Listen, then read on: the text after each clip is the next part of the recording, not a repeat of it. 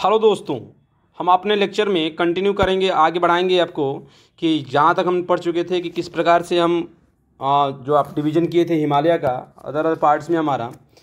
तो आगे हम पढ़ेंगे कि हिमाचल और उत्तराखंड हिमालय, जैसे हमने पढ़ा था हिमालय का कि जो डिवीज़न किया था कि आपका नॉर्थ ईस्ट और नॉर्थ ईस्टर्न में खास तौर पर हिमालय था, उसमें हम बात किए थे कि कश्मीर हिमालय था। उसके बाद हमने बात किया था कि आपका उत्तराखंड वाला था। तो उत्तराखंड में हम और हिमाचल दोनों की चर्चा करेंगे आज अपने इस लेक्चर में, ठीक है। अभी तक हमने आपका केवल और केवल बात किया था किस चीज़ को आपको, तब वो बात किया था आपका कश्मीर हिमालय का, जिसे हम नॉर्थ वेस्ट या कश्मीर हिमालय भी कहते हैं। उस बारे में चर्चा करते कौन कौन से दून क्या है, सारा चीज़ हमने पठानकोट दून वगैरह सारी की चर्चा कर चुके थे। अब हम अपने लेक्चर में बात करेंगे कि हिमाचल और उत्तराखंड हिमालय क्या है। तो इसमें आप देखोगे तो ये जो हिमालय और ये वाला जो हमारा है, रावी नदी पश्चिम में और पूरब में काली नदी के बीच में ये लोकेटेड है। ये जो पार्ट है ना, वेस्ट में रावी नदी और ईस्ट में काली नदी के बीच में लोकेटेड है पूरा का पूरा ये रीजन। जो काली नदी है वो क्या है, किसकी ट्रिब्यूटरी है, आपको पता होना चाहिए। काली नदी घाघरा की सहायक नदी है, is a tributary of Ghaghara. ये क्या करता है, दो मेजर रिवर सिस्टम्स द्वारा ड्रेन्ड किया जाता है, जिसमें खास तौर पे सिंधु और गंगा अर्थात इंडस और गंगा के द्वारा। जो इंडस की ट्रिब्यूटरी हैं, जिसमें हमारा क्या होता है कि रावी है, ब्यास है, सतलज है, और गंगा की जो हमारी ट्रिब्यूटरीज है ये क्या करती है, इस रीजन से फ्लो होती हैं, जो कि यमुना है और घाघरा है, इस रीजन से फ्लो होती हैं। और पूरा का पूरा ये क्या करता है, इस क्षेत्र में पानी का बहाव हमेशा मेंटेन किए रहती हैं। और क्या कह रहा हमारा कि ये जो हमारा नॉर्दर्न मोस्ट पार्ट है आपका हिमाचल हिमालय का, ये एक्सटेंशन है लद्दाख का। देखिए, northernmost part of the Himachal Himalaya is an extension of the Ladakh cold desert. कह रहा है कि हमारा जो लद्दाख का जो हमारा शीत मरुस्थल है, कोल्ड डेजर्ट है, इसका ही वो क्या है, एक्सटेंशन है नॉर्थ साइड में आपका हिमाचल हिमालय वाला। कह रहा है कि जो यहाँ कहाँ पड़ता है ये वाला हिस्सा, मतलब कि कोल्ड डेजर्ट यहाँ भी पड़ता है।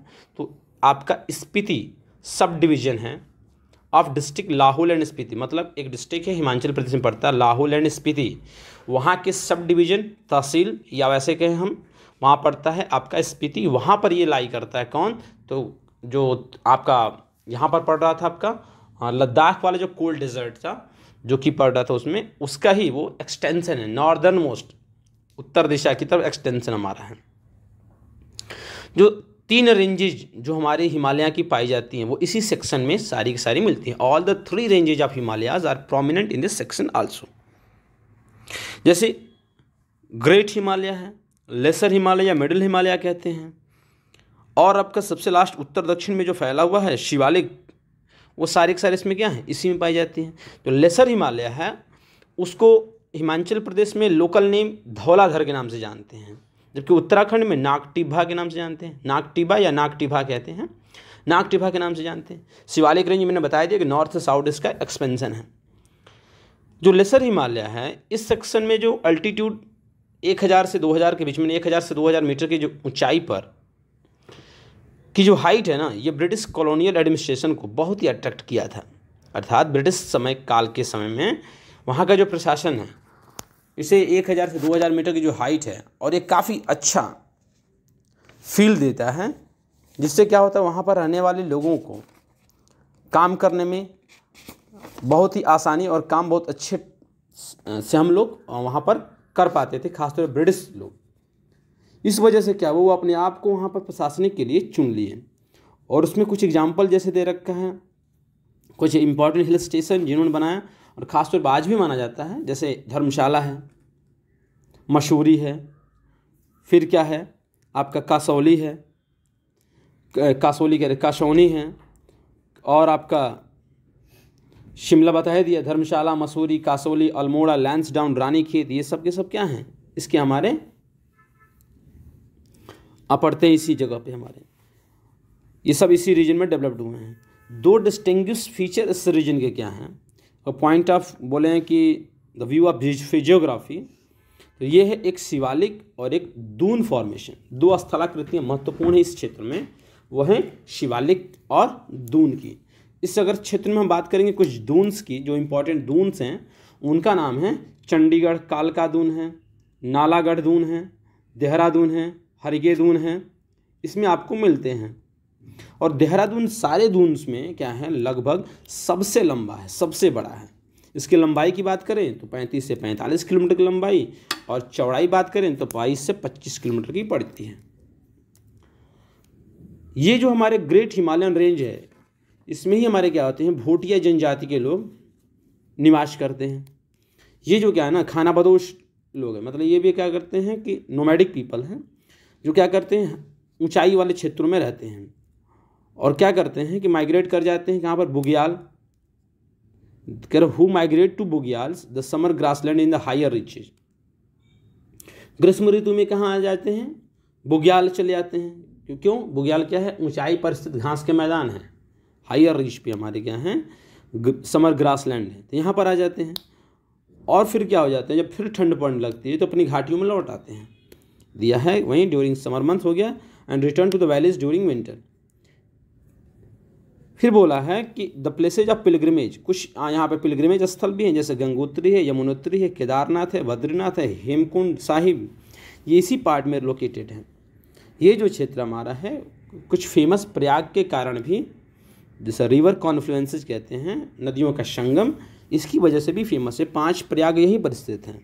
कह रहा कुछ अदर प्रयाग के आप नाम बता सकते हो देश में, तो हाँ, जैसे मान लीजिए यहाँ पड़ता है आपका, जैसे इलाहाबाद का प्रयाग जो है, प्रयागराज जिसको कहते, सारे प्रयागों का राज है प्रयागराज, यहाँ भी लोकेटेड है। लेकिन यहाँ पर जो बात बोला है 5 प्रयाग में है, जसदेव प्रयाग है, कर्ण प्रयाग है, विष्णु प्रयाग है, नंद प्रयाग है, ये सब जो प्रयाग हैं ये यहीं पर लोकेटेड है। अब जो कह रहा है कि, तो अभी तक हमने क्या कहा, एक वर्ड यहाँ पे शिवालिक दे रखा है, उसको समझ लें शिवालिक वर्ड क्या है। जो वर्ड शिवालिक है इसका ओरिजिन मिलता है geological formation. The word Shivalik has its origin in the geological formation found in and around a place called Shivawala. Dehradun के नज़दीक में एक शिवावाला नामक जगह है, उसी के क्या बोलते हैं, उसके नाम के कारण वहाँ की फॉर्मेशन को शिवालिक रेंज कहा जाता है। देहरादून नज़दीक में है। और एक बार ये क्या था, इंपीरियल सर्वे का यहाँ पे हेडक्वार्टर भी था, लेकिन बाद में इसे क्या किया गया, परमानेंट हेडक्वार्टर बना दिया गया देहरादून में। ठीक है, इंपीरियल सर्वे का जो हेडक्वार्टर था पहले वहीं पर था, शिवावाला में था, जो कि देहरादून नज़दीक में था, लेकिन फिर बाद में उसे शिफ्ट करके देहरादून परमानेंट बना दिया गया था। ओवरऑल ये कह रहा है कि जो आप चैप्टर 3 में आप इन सारे प्रयाग्स के बारे में हम चर्चा करेंगे, जब हम पढ़ेंगे उसमें ड्रेनेज सिस्टम को जब हम पढ़ेंगे तो अच्छी तरीके से उसमें दिखाया जाएगा कौन कौन से है, कहाँ पर है। अब कह रहा है दार्जिलिंग और सिक्किम हिमालय की बात करते हैं, तो इसका जो एक्सटेंशन आप देखोगे, आप मिलता है पश्चिम में देखोगे तो नेपाल हिमालय मिलता है, पूरब में आपका भूटान हिमालय मिलता है। ये जो है हिमालय का सबसे छोटा लेकिन तो उतना ही महत्वपूर्ण भाग है, most significant part of the Himalaya है। यहाँ पर क्या होती है, फास्ट फ्लोइंग क्या मिलती है, रिवर्स मिलती है, जैसे कि तीस्ता है। और यहाँ पर क्या है, हाई माउंटेन पीक्स मिलते हैं, जैसे कंचनजंगा है या कंचनगिरी भी कहते हैं। डीप वैलीज मिलती हैं। इस रीजन में जो हायर रीचेज पे, ऊंचाई वाले क्षेत्रों में कुछ जनजातियाँ रहती हैं, जिसका नाम जैसा नाम है लेप्चा जनजाति। जबकि सदर्न पार्ट पे क्या होती हैं, पर्टिकुलरली दार्जिलिंग हिमालय में मिक्स्ड पॉपुलेशन रहती है। अर्थात ये बात कहें कि इस वाले रेंज में हमारा कौन सा, दार्जिलिंग और सिक्किम हिमालय में, तो ऊंचाई वाले क्षेत्र में जो खानाबदोश या जनजातियाँ रहती हैं उनको कहा जाता है, खानाबदोश नहीं कहेंगे, जनजातियाँ जो टाइप्स रहती हैं उनमें लेप्चा जनजाति हैं। जबकि निचले वाले में सदर्न मोस्ट पार्ट में हमारे मिक्स्ड प्रकार की रहती है, इसमें नेपाली हो गए, नेपाली हो गए, बंगाली हो गए, और मिडिल इंडिया के मध्य भारत की कुछ जनजातियाँ भी इसमें शामिल हैं, जो कि यहाँ पर पाई जाती हैं। यहाँ पर जो कंडीशन है, यहाँ पर जो ब्रिटिश जो थे, इसका फिजिकल कंडीशन जो कि इतना अच्छा शानदार मॉडरेट स्लोप मिलता है, थिक सॉइल कवर मिलता है, वो भी हाई ऑर्गेनिक कंटेंट के साथ, अच्छे डिस्ट्रीब्यूटेड वाटर रेनफॉल मिलता है थ्रू आउट द ईयर, इस वजह से, और माइल्ड विंटर मिलता है, अर्थात शीतकाल भी बहुत अच्छा रहता है। इन सब का इतना अच्छा एनवायरनमेंट मिलने की वजह से यहाँ पर टी प्लांटेशन का उन्होंने प्रयोग किया, चाय उगाने की बात की, और यहाँ पर अच्छे तरीके से वो उगाए। हिमालय के अदर सेक्शंस के कंपेयर किया जाए तो यहाँ पे क्या क्या है, Arunachal Himalaya These along with the Arunachal Himalaya are conspicuous by the absence of the Shivalik formation. यहाँ पे कह रहा है हमारा कहना क्या चाहता है, जरा इस बात को समझ लें। किसकी चर्चा कर रहे हैं हम लोग? सिक्किम और दार्जिलिंग हिमालय। सिक्किम और दार्जिलिंग हिमालय को इस सॉरी फिर जस्ट ए मिनट, हाँ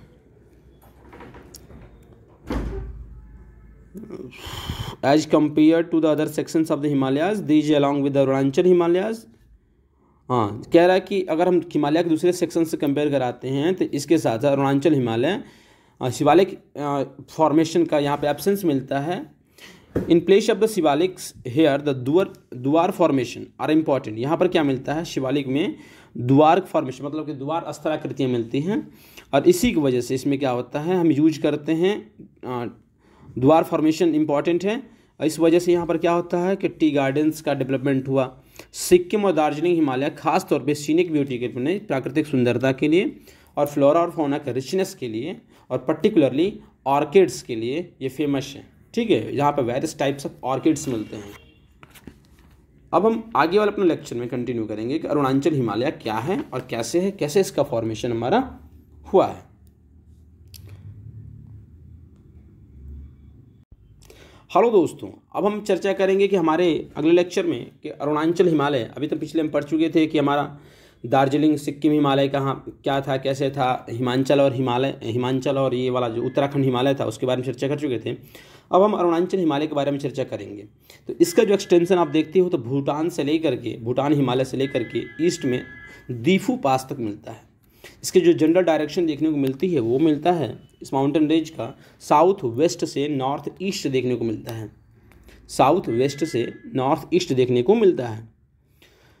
आप कुछ इंपॉर्टेंट पीक्स जो इस रीजन की हैं उसका नाम है कांगटू है, नामचा बरवा है। ये रेंजेज जो हैं फास्ट फ्लोइंग रिवर द्वारा डाइसेक्ट किए जाते हैं, काट दी जाती हैं धीरे धीरे from north to south, north से साउथ की तरफ। ये डीप गॉर्जेज बनाती हैं, जैसे ब्रह्मपुत्रा क्या है, डीप गॉर्ज बनाती है नामचा बरवा को जो क्रॉस करती है। तो कुछ इंपॉर्टेंट रिवर्स हैं जो कि कॉमेंग है, दिहांग है, दिबांग है, सुबनसिरी है, लोहित है। ये सब क्या हैं?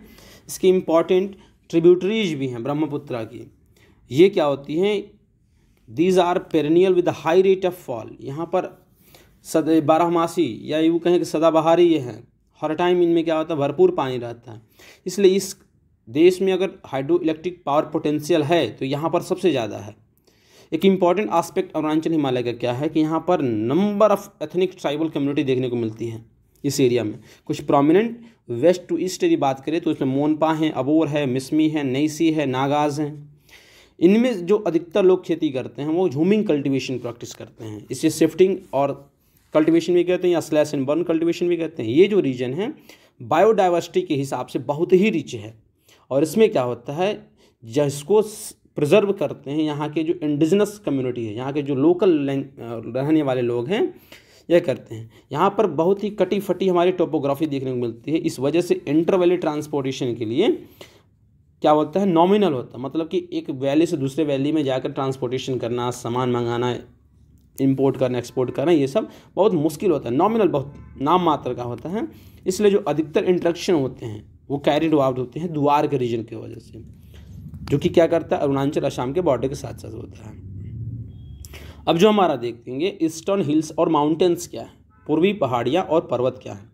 ये पार्ट हैं हिमालयन माउंटेन्स का। These are part of the Himalayan mountain system having the general alignment from the north. यहाँ के देखेंगे आप डायरेक्शन, तो आप देख सकते हैं स्क्रीन पर कि यहाँ पर Patkai boom, Naga hills, Manipur hills, Mizo hills, ये जो दे रखा है ये नॉर्थ से साउथ की तरीके से है। इस पटकाई बूम, नागा हिल, मणिपुर आपका है, उसके बाद से मिजोरम ही मिजो हिल्स हैं, ये सब के सब देखने को मिलती हैं। तो नॉर्थ में आपको 3 मिल जाती हैं, पटकाई बूम है, नागा है, मणिपुर है, और साउथ में आपको मिजो या लुशाई हिल भी मिल जाती हैं। ये क्या है, लो हिल्स होती हैं जहाँ पर अनेक न्यूमरस ट्राइबल पीपल्स लोग रहते हैं। ये लोग भी झूमिंग कल्टीवेशन को क्या करते हैं, यूज करते हैं प्रोसेस को। अधिकतर जो रेंजेज हैं इनमें से एक दूसरे के द्वारा स्मॉल रिवर्स के द्वारा अलग होती हैं।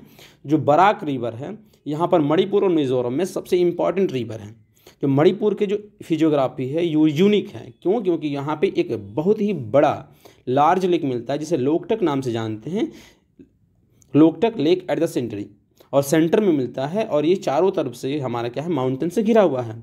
मिजोरम, जिसे मोलासिस बेसिन के नाम से भी जाना जाता है, ये सॉफ्ट अनकंसोलिडेटेड अर्थात ये मृदुल और असंगठित डिपॉजिट से मिलकर बना हुआ है, अर्थात ये कंसोलिडेट कंपाइंड नहीं है, ये थोड़ा ढीला ढाला है।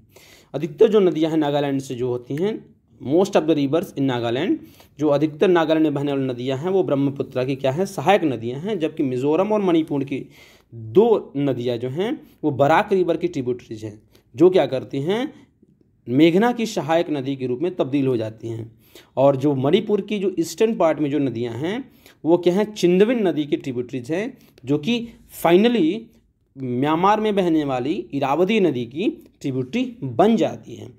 अभी तक हमने देखा था लोकटक लेक का ये फिगर आप देख सकते हैं, ये है आपका चारों तरफ से हिल से घिरा हुआ, पहाड़ियों से घिरा, माउंटेन से घिरा हुआ, बीच में आपका सेंटर में लोकटक लेक है, ये आपको मिजो हिल्स दे रखा है।